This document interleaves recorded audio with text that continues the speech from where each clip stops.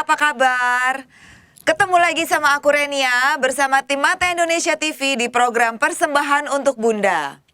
Bun, hari ini aku punya topik bahasan tentang perawatan gigi untuk orang dewasa. Ayo bunda-bunda cepet, coba sana cek giginya dulu, udah bagus apa belum? Bun, hari ini aku ada Dokter Novan yang bakal nemenin aku ngobrol-ngobrol tentang topik bahasan kita hari ini. Nggak perlu berlama-lama, langsung aja ya kita ngobrol sama Dokter Novannya ya.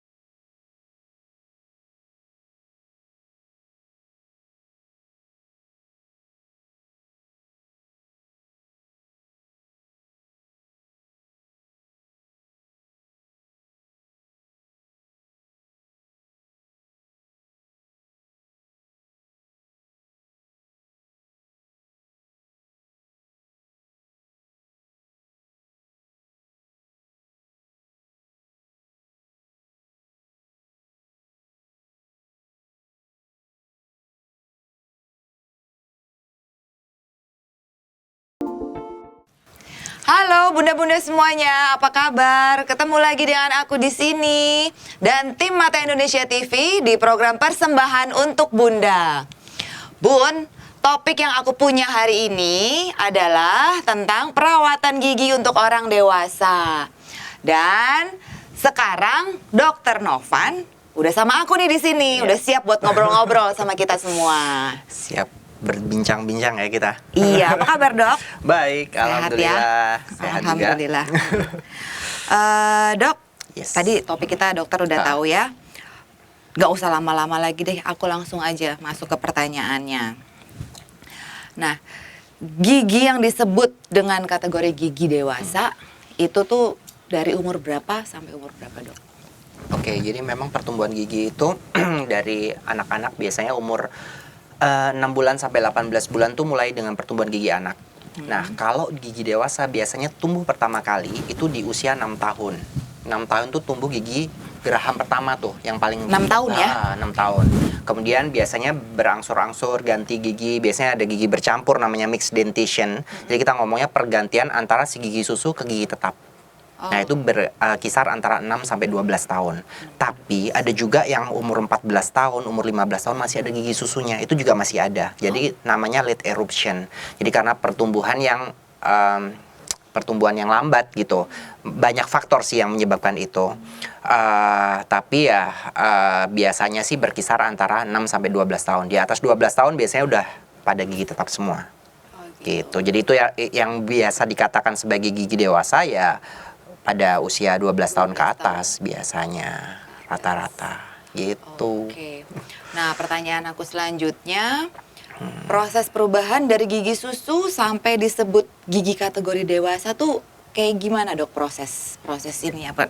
Prosesnya. Prosesnya. Iya, tadi saya bilang tadi dari awal bahwa memang ada yang namanya pergantian, ada yang tadi saya bilang mixed dentition. Mixed dentition itu memang berkisar di antara umur 6 sampai 12 tahun. Biasanya tandanya berupa gigi goyang.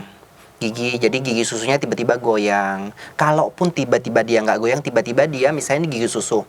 Gigi tetapnya tiba-tiba aja numbuh di sampingnya atau di depannya atau di belakangnya. Dan itu yang biasanya pada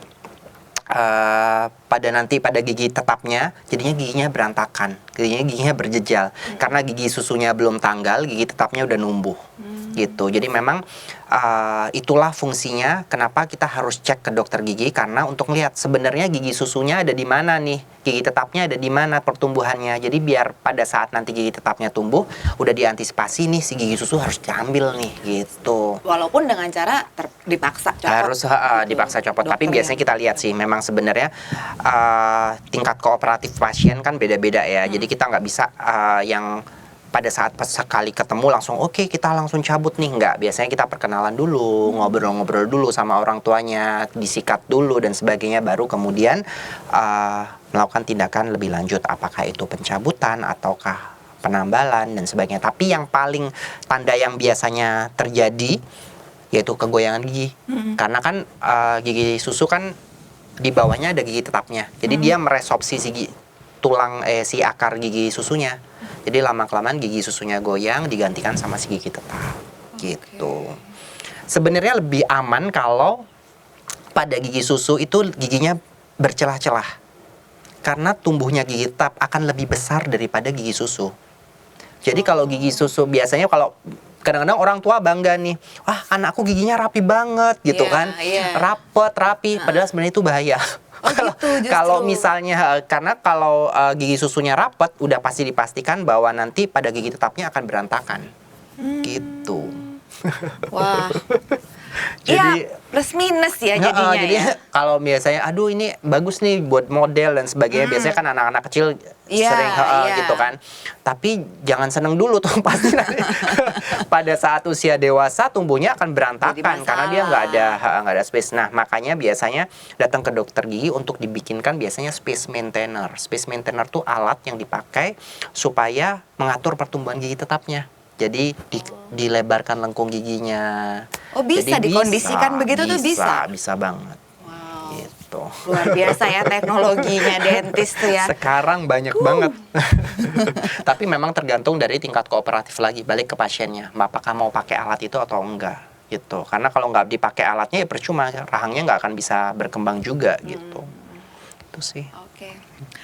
Nah dok, pertanyaan aku selanjutnya. Gimana perawatan gigi untuk orang dewasa sekaligus cara menggosok gigi yang benar tuh gimana sih? Oke.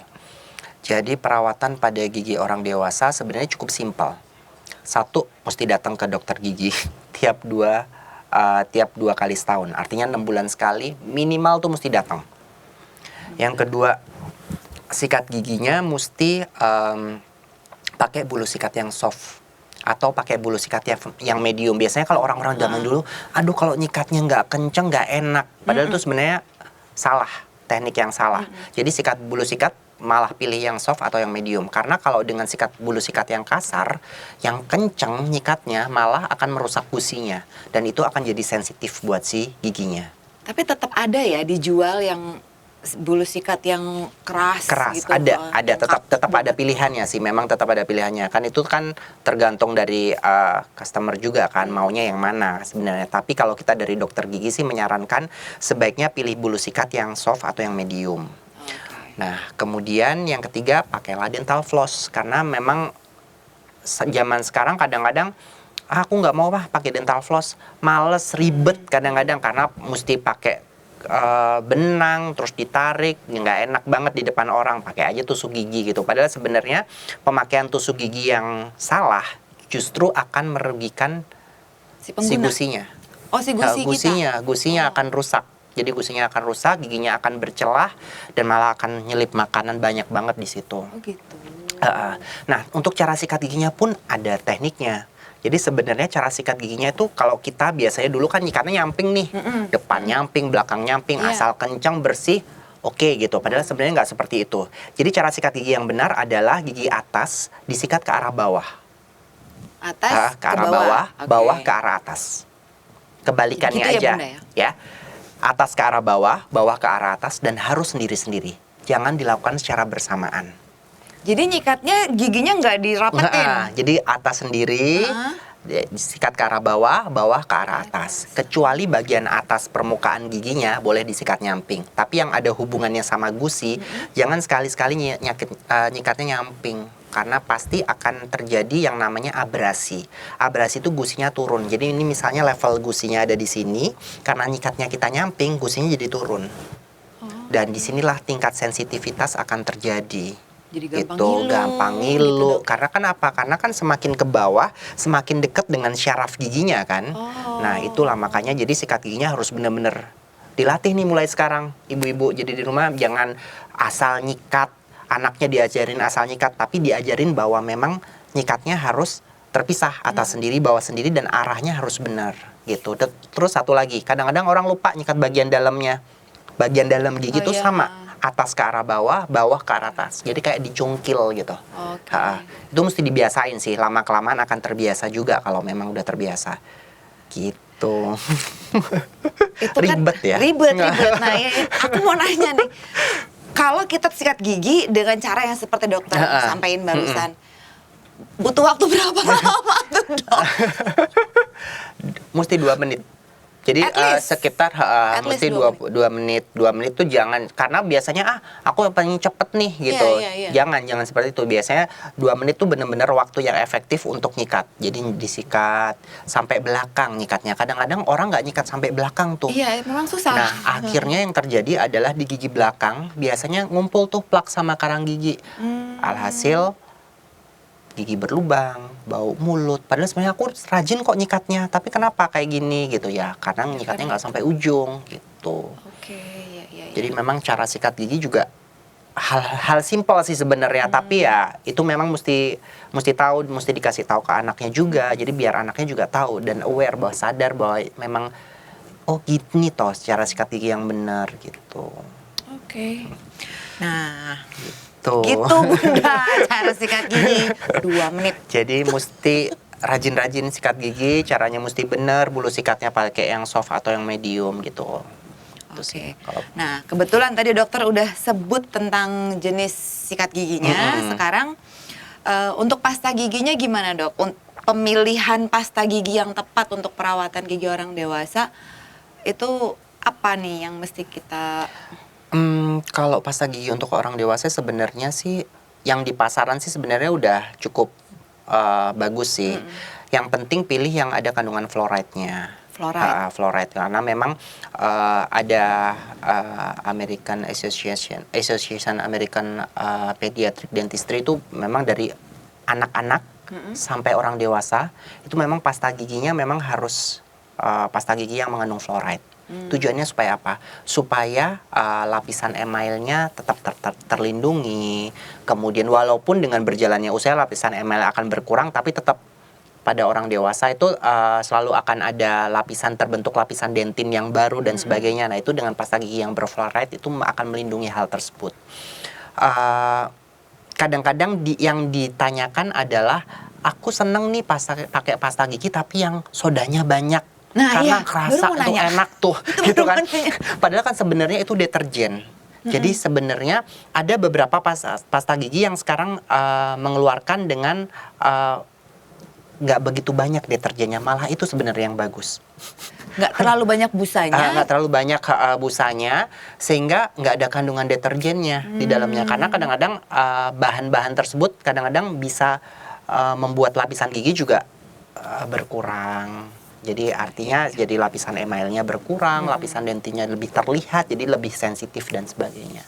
Jadi gitu. Sebaiknya bunda-bunda di rumah pilih yang less deterjen, nggak perlu yang busanya terlalu banyak gitu ya, Dok.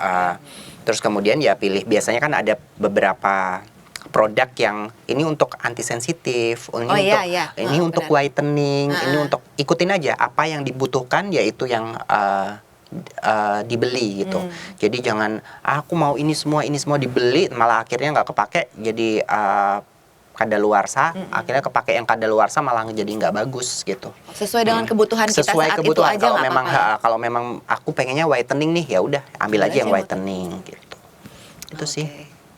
Nah, udah jelas ya Bunda ya, cara sikat giginya gimana, jenis sikat giginya tuh harus atau sebaiknya pakai yang bagaimana, pasta giginya juga. Nah sekarang kita mau break dulu sejenak, nanti kita akan balik lagi ngobrol-ngobrol di segmen berikutnya. Tunggu ya.